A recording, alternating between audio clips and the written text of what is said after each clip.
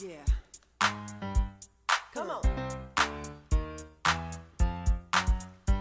Let's talk it out.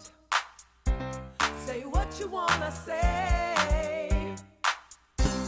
Let's talk.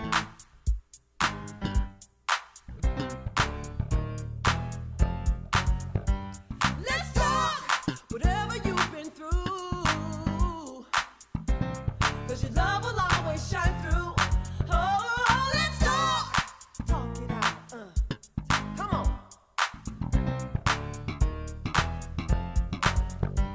Let's talk what's going on today.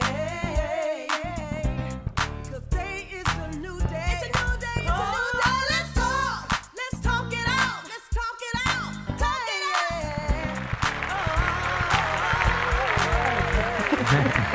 Welcome to the Let's Talk Show with DM Entertainment. Every week we discuss heartfelt topics that matters. Opinions are respected. Awareness meets action. We're not just discussing, we're connecting, educating, and celebrating here in the Fresno and Clovis areas. Today is Wednesday, April the 17th. We'd like to thank you for tuning in again today. And we are filming at the beautiful studios here in the CMAC studios here in the Central Valley. And I am your host, Lashonda Lee. And let me introduce my special guest and co-host for today. Hey, Lil. Hello. How are you? I'm doing great. How are you? Wonderful. I'm fine. I'm fine. I'm full and I'm sleepy. Make sure we pull one Could you introduce yourself? My name is Ragina Bell. I am the mother of Rashad Hakim Jr. Okay. Thank you and welcome to the Let's Talk Show. Thank you for having me. We are so glad to have you. I can't wait to get to that subject today. But she's going to sit in with us today because she want to sit in this hot seat so we can talk about some stuff here. Okay? And Kendra, beautiful Kendra. Hi, Kendra. Tell me a little bit about yourself. I'm a nurse for 23 years. I love what I do, and I'm just loving this talk show. Every now and then I can express my feelings and everything like that. Yeah, your whole boy. Are y'all ready? Yes. Tell me, is y'all ready? We ready. For some Sizzle. Ready.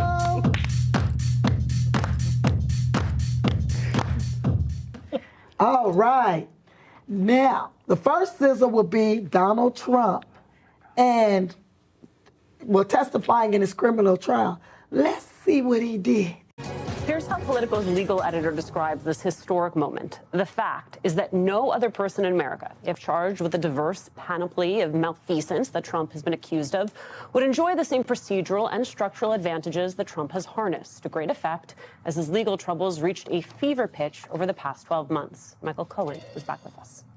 So, Michael, the interesting part for me in all of this is Donald Trump himself in this context, that now he's saying that he absolutely will testify. He's going to be in the courtroom.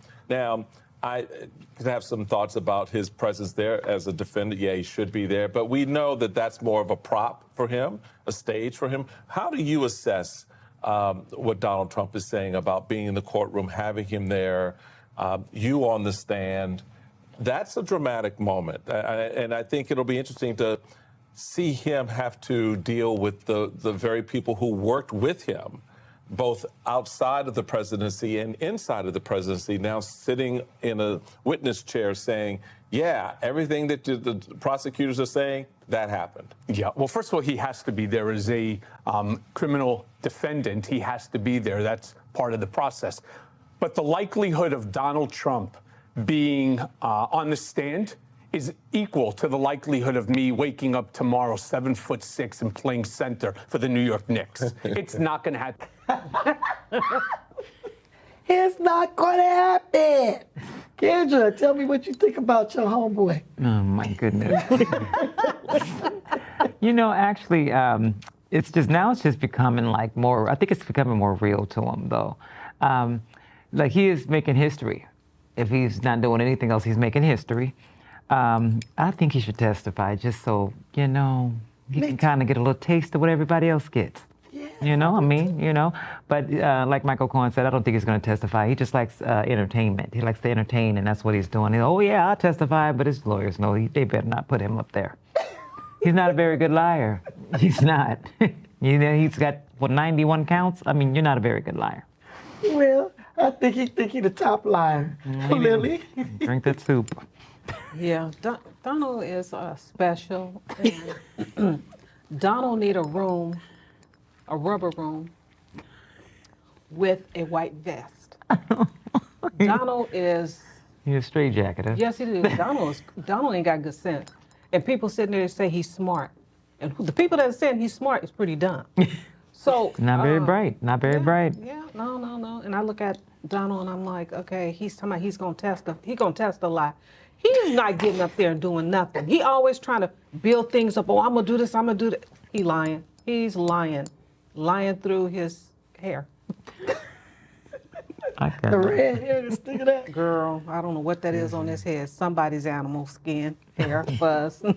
Girl, Okay, Regina, you have anything you would like to speak on him testifying? You think he's going to testify? I don't think he's going to testify. He's going to contradict himself if he does, so I don't think he's going to testify. And his own attorneys know it. You know, they know he's going to hang himself. They're going to be hang my pencil. It's going to be hang Trump. No, he didn't hang himself. It's going to be over. Okay. Our second topic is the 7 jurors that's been selected for the Trump criminal trial. Who are they? Let's watch. First 7 jurors who will sit in judgment on the former president have been selected. Aaron Katursky is at the courthouse with what we know about the jurors and how Trump is reacting. Good morning, Aaron. George, good morning to you. He now knows more than half the jurors who are going to decide whether he's guilty of criminal charges. There's no court here today, but jury selection has been moving so briskly, the judge suggested opening statements could begin here as soon as Monday. This morning, 7 jurors are sworn in to hear the historic criminal case against Donald Trump. So far, there are 3 women and 4 men. The foreman's originally from Ireland and still has the accent. There's an oncology nurse who said no one is above the law, and when asked her opinion of Trump, responded, "I don't really have one." A teacher from a family of police officers said President Trump speaks his mind, and I'd rather that than someone who's in office who you don't know what they're thinking. There are 2 attorneys from big law firms and a grandfather from Puerto Rico who called Trump fascinating and mysterious, saying he walks into a room and he sets people off one way or another. A young software engineer at Disney pledged, "I will be fair and impartial." Who, Lily? this is a witch hunt. No, just fun. No, yeah, that's the wrong jury right there. Those his cronies. Really? Yeah. And I'm like, Trump need to be hung. I'm serious, he really do. But he's gonna slither out of this like a snake. I could be wrong, but I think that's what's gonna happen. He's gonna slither. Regina? Can they pick over? Or is like the or is like that's who's picked? Oh, they need to mix it up a little bit more, like, different people at different ethnic backgrounds. So like, True. yeah. I think that too. Because it only takes one to free him. Yeah. Ain't that something? He will be free. He'll be free so he can grab other women's happy spot. I just wish he would grab mine. I could not. Yeah. I don't think Louis go like that. No, I'll stretch him out like a gurney. And have a good excuse doing it. Kendra? Girl, I'm not sure. That looks like a touchy jury, but it doesn't really matter. My thing is that it's happening. You're actually in court. You're an ex-president that is actually on trial, a real trial that started when you paying off a prostitute and hid it from your wife. I mean, well, I don't care. Even if they convict him, I think they just give him probation or something. He ain't gonna go to jail for it. So, but the fact that he's just sitting there, like the other juror said that recused herself, she just said he just looked like a normal person. He don't even look like he's big and making it all like, you're not. I said, you know what? He is a normal person. He is, whether you believe it or not. I mean, just like a regular man. He's just a man. But I don't know. We'll see. At that time, it's definitely the snitch to tell everything. So we're going to stay tuned. It's going to be an interesting year. I know. I think it's crazy because out of all the trials that he's going through, they'll do the hush money trial first.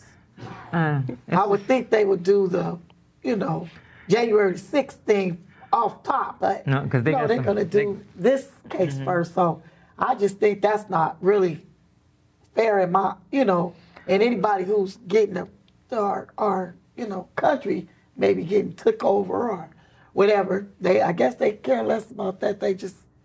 It's just all mixed up and screwed up to me, but hopefully they'll get things together soon, hopefully, and get the rest of those jurors. And we will like to take a break, and we got a great subject to talk about. Next is the WNBA draft and who was picked. We'll talk about it as soon as we come right back. Thank you.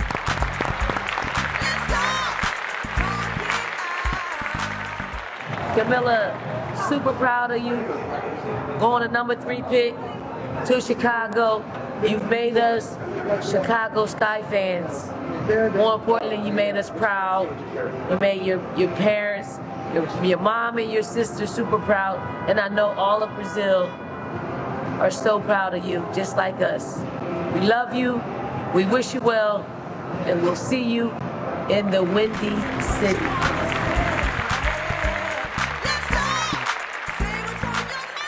Okay, you guys, I know that men been playing basketball. We've been looking at the NBA draft for years. I am going to admit, this is the first year I actually looked at the WNBA draft. And the picks I liked. I liked all the picks. Did you guys get a chance to see it? But before you tell me, let's see who's been selected out of those women that we... NBA draft. The Indiana Fever select Caitlin Clark.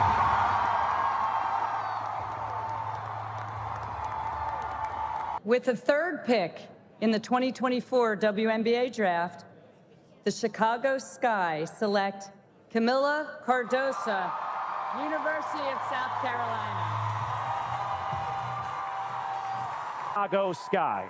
What a perfect fit for Camila Cardoso, the Chicago Sky, and Teresa Weatherspoon. What a journey for Camila. ACC Co-Defensive Player of the Year, SEC Sixth Woman of the Year, to SEC Defensive Player of the Year. She is efficient. She's dominant. She can finish on the inside. She can block shots on the defensive end. This is a beautiful fit for Camila. I'm excited for her. And certainly fits the need for Chicago. This is a team that lacks size. No player on their roster bigger than 6'3" or 6'4". A team that's built right now to run and push pace. And one of the areas that Camila impressed so many was how every single time down the floor she outran her opponents. Good rim runner. Perfect fit here for Chicago. With the 7th pick in the 2024 WNBA draft, the Chicago Sky select Angel Reese, LSU.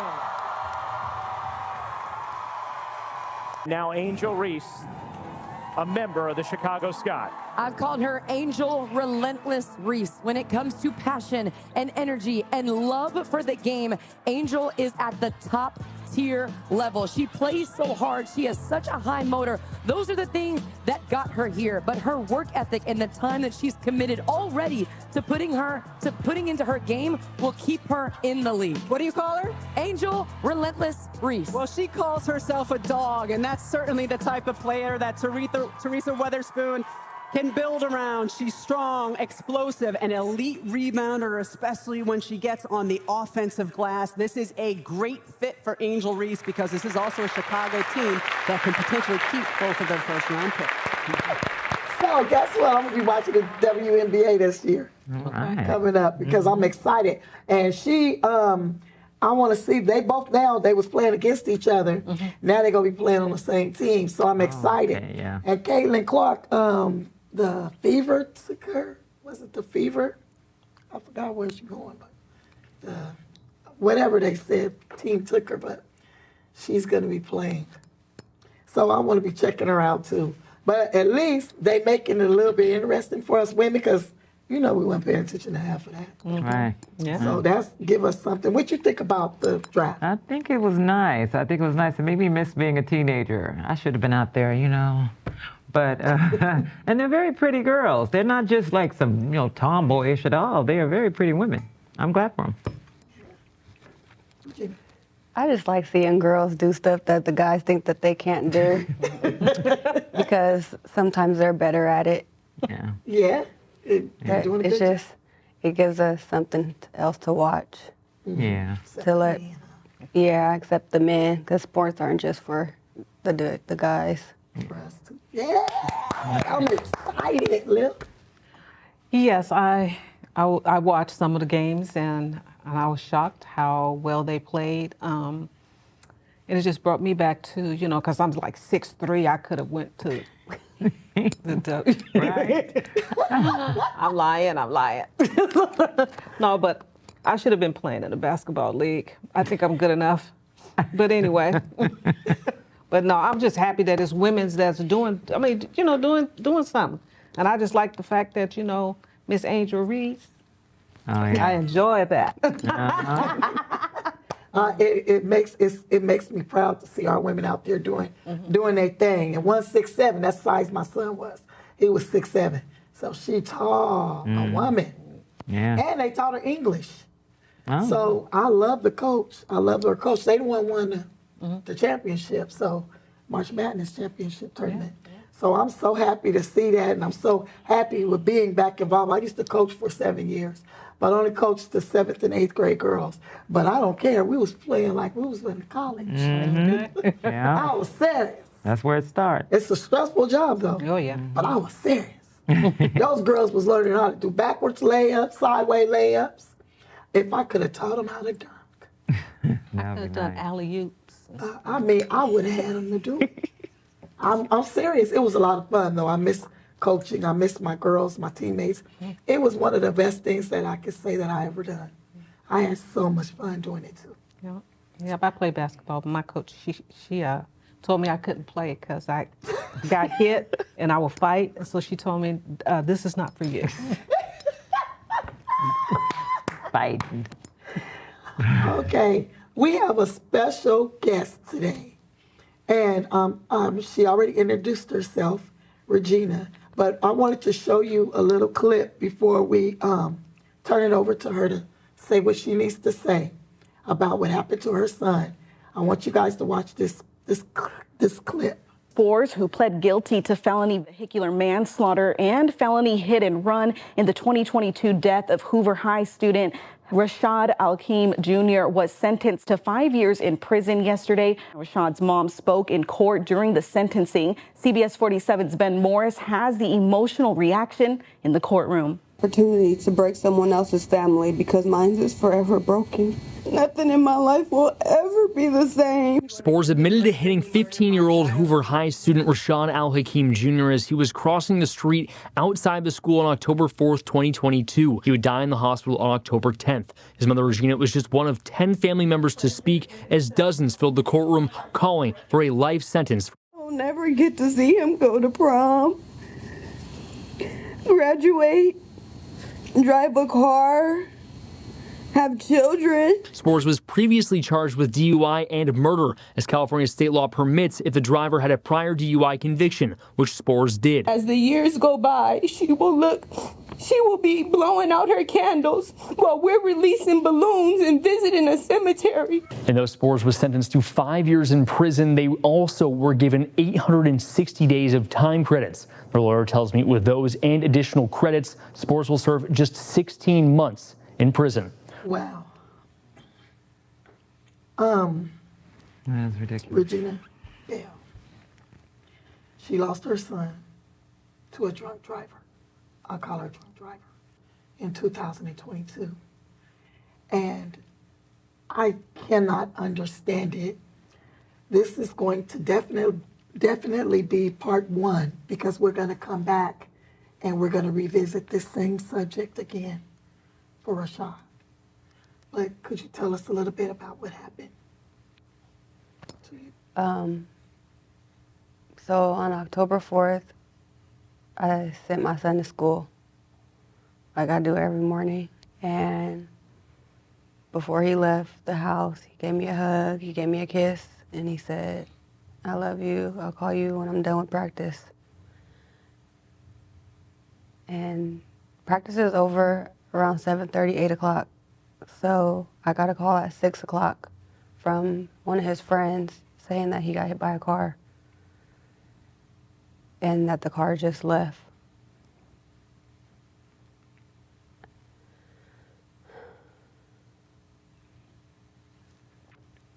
So I stopped what I was doing. I just rushed straight up to the school to, you know, see if he was still going to be there. But once I got there, the ambulance were pulling off.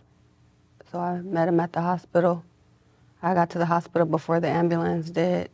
And once he was in the hospital, I didn't get to see him for like 2 hours before they had me identify him to make sure that that was my son.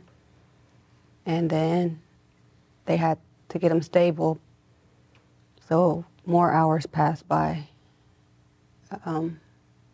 He was in the ICU for 7 days on life support.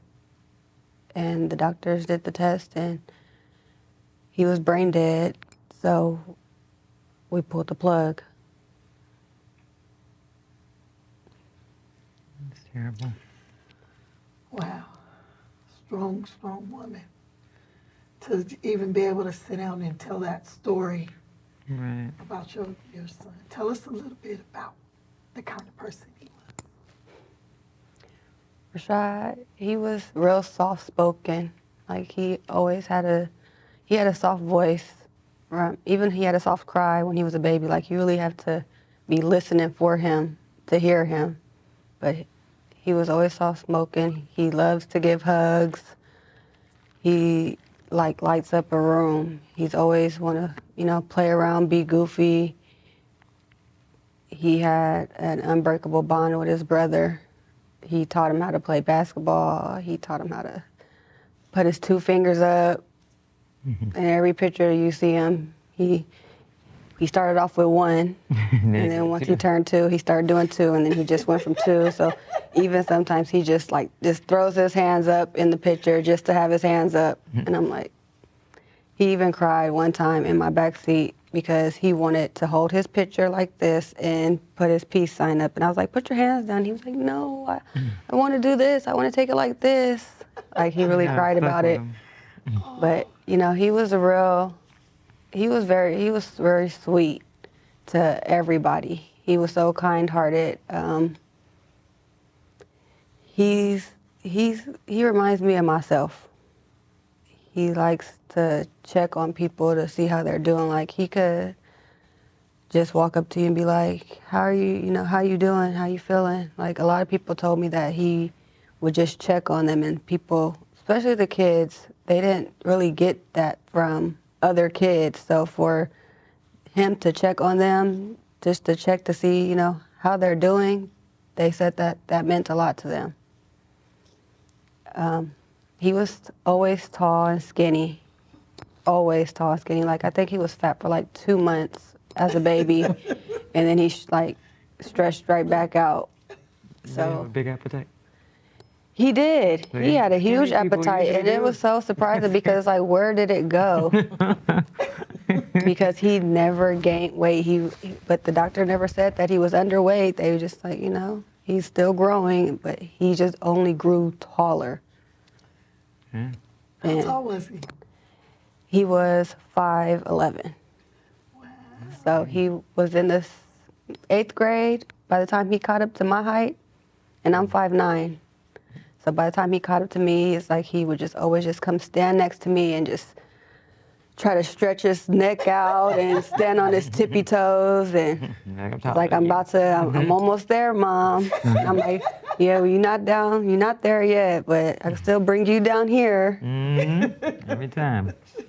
He was showing you, I'm growing, Mom. Yeah. So he finally did get taller than me. So he would always come stand by me with his head up, trying to look over my head. I was like, I know, it's okay. It's all right. He's like, I'm still growing. I said, okay, that's fine. You're supposed to. Yeah, right. He sounds good. But yeah, he was so sweet. He loved everybody. Like, nobody has anything bad to say about him. He wasn't troubled. He wasn't in the streets.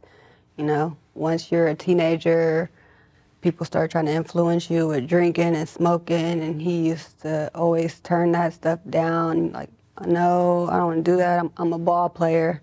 I'm not doing that. Wow. So he played for Hoover? He did play for Hoover. It was his freshman year, and he was the only freshman on the varsity team. But he didn't get a chance to play in his first game. Because he was freshman? No, because he was hit. He was hit. Oh, so he never got a chance because once school started, they just started practicing.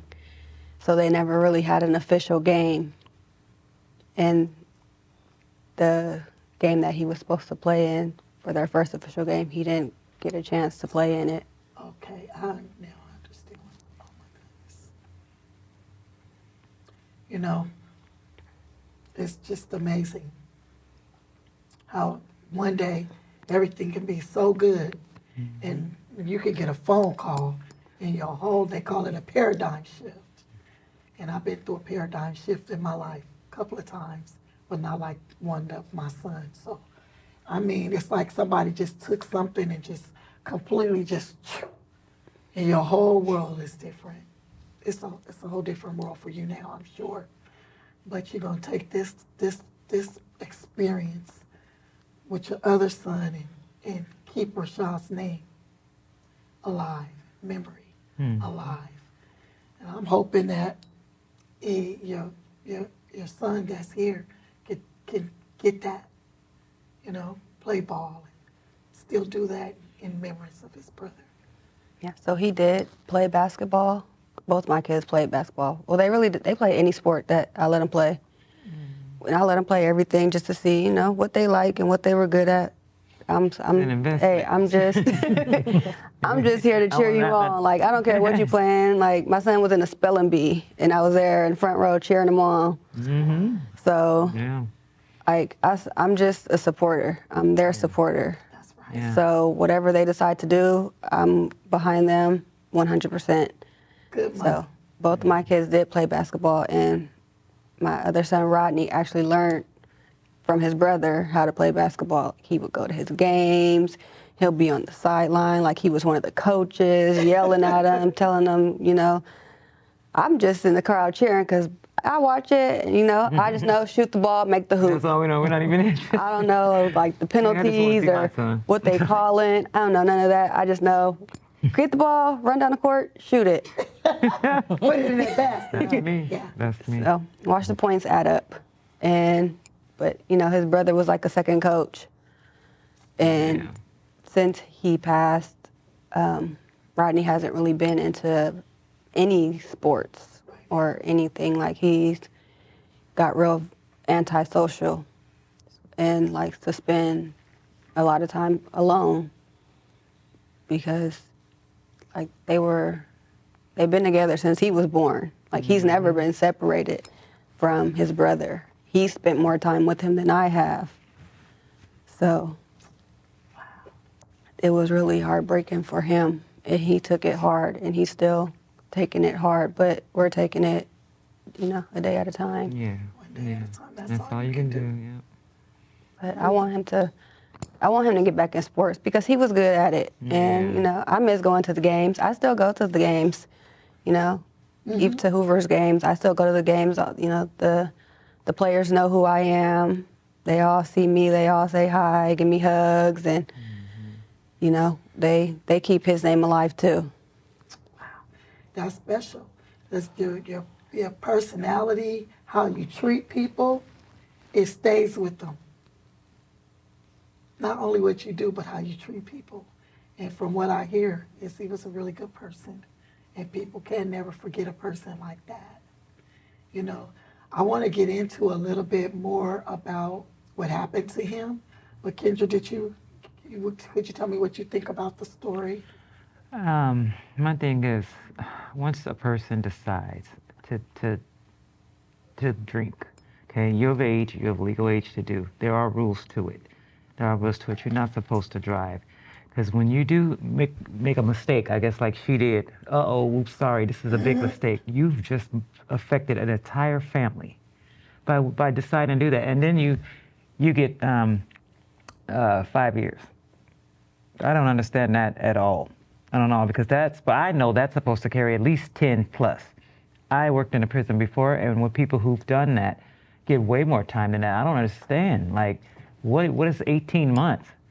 You know, but you leave, those kind of things in God's hands. I just don't understand about what she got. And she, and she's standing there like, not really knowing. Do you realize what you've done?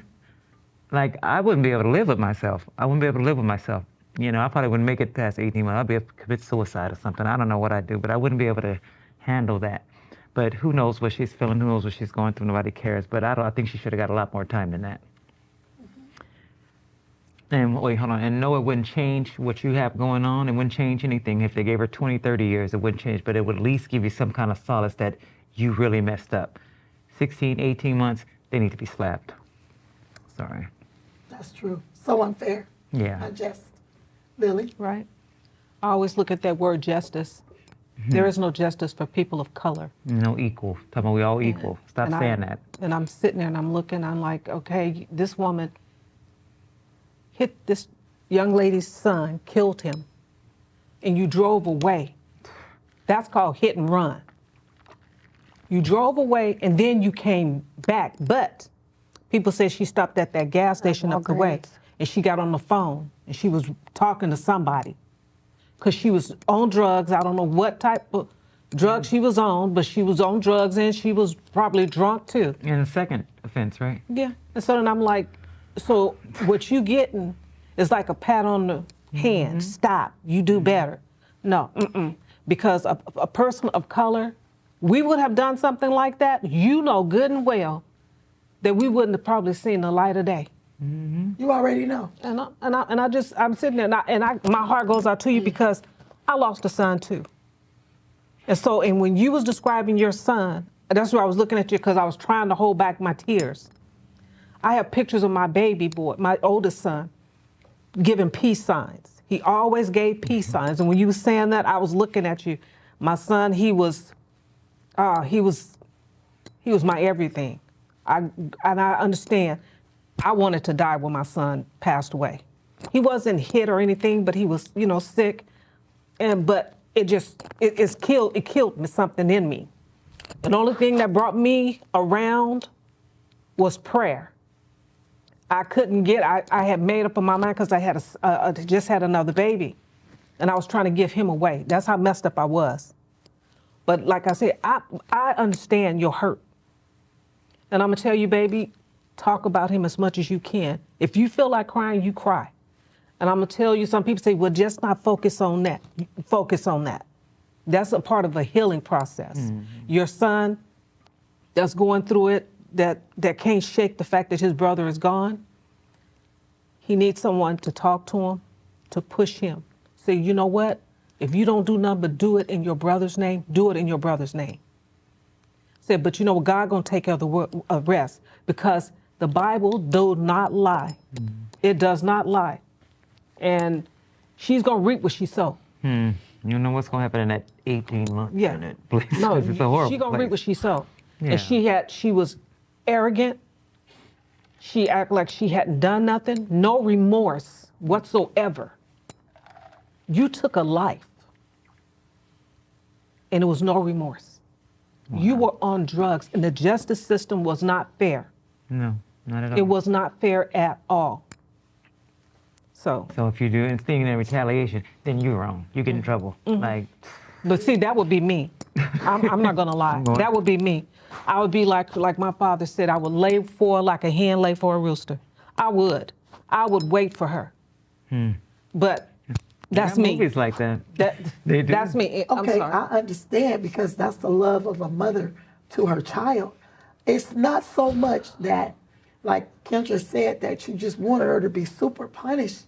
You just wanted to. I just feel like let her, 5 years wasn't justice. But yeah, it was not just. I mean, that's nothing. I know people steal some Vaseline or something out the store and get 10, 20 years. Yeah. This is ridiculous. Mm-hmm. It was like he was like he was a dog. They just hit him. He was like a dog. Dog, cat. It was like he was nobody. It's and a lot of times we as a community don't speak up. We can get angry. They already think like people are angry. No, it's not that we're angry. We're just watching these things and we can see you. Right. We see you. We can see how some people can get in an accident and hit somebody and get off. And then some person, I heard that hit somebody and it was an accident and they stopped. They got 50 years to life or 25 years to life. Mm-hmm. Yes. And it's just hurtful. Yes. So what we could do is pray for her. We're going to pray for our community. We want to do something every year. I told you I want to work on a date. Every year we can get together and do something special in his name, in your son's name. Even on the show, we always have something special with his pictures. Maybe we could get the basketball player of the year in his name and choose the best basketball player here in Fresno, or maybe at Hoover at the school he was going to go to. We're going to do something to keep his name alive. And I'm going to be praying for your son. I'm going to have some different things for him. Maybe he can get a mentor and get counseling too with you, even grief share. That is what changed my life. I lost my son. God always sends us the right people to come into our lives. Mm-hmm. And we don't even know why. You know, a lot of people, when they say it's DM Entertainment, that's my son's name, Deshaun Martin. That's what we named this DM Entertainment up there. It's about my son. That's what keeps me going. And helping others is what keeps me going. Being with people like Kyle, they come here at CMAC, they're wonderful. They treat us so good. And we run late every week, and we know he get mad at us, but we still be here doing what we need to do. But we have to as a community. And I said part one, because we're going to come back, and I told you we're going to have a live audience, and we're going to talk about a live stream that's going on with different things that's happening and other people who's drinking and driving. And maybe we can get a law, a different type of law, to do a little bit more, even though they get punished, but they're going to have to do some classes. They're going to have to do some community service. They're going to have to do something to, even when they get out, after their sentence, if it's 10 years, 20 years, or whatever, and help other parents and other people that this has happened to. Because this is ridiculous, because you decided to drink and get high. You took somebody's life that wasn't even yours to take. And I heard you. I heard you, what you're not going to get to see your son do. But it's something in this, everything happens for some type of a reason. God wants to talk to us, and only God can reveal that to you. That's why I said, let's do a talk show. I ain't never in my life thought about doing a talk show. Right. Never. I'm telling you the truth. I mean, a talk show, but I did it for women like you and women like Lilly and Kendra and me. We want to get together and meet other people who's going through it and try to encourage and help any way we can. Help you and your son, you know, in whatever we can do. You know, and the next part two, we'll have some mentors. We're going to have something really special for you and your son when you come back on. How about that? All right. So thank you so much for coming. And you better get ready, because we might have you to come once a month or something. Okay. When we like somebody, we want them to come back. You family now, girl. Who knows what is it for, you know? So we with you 100%. We don't want to punish everybody, but God see everything. And God going to take care of it. Got to say something. I can guarantee you that. He's going to take care of it. So we like to thank everybody for tuning in and watching this episode. Don't forget to watch us on Instagram and Facebook. We also it's on TV every Wednesday at 8 o'clock on Xfinity, Channel 93, and AT&T Uverse, Channel 99. Sometimes they be gracious and they show different episodes of us maybe twice or 3 times a week. So please tune in, and your episode for April 11th is going to be shown today. I'll have it on Facebook and my YouTube channel. And I would like to say thank you for coming on. And we will see you guys again next week. All right. Bye-bye.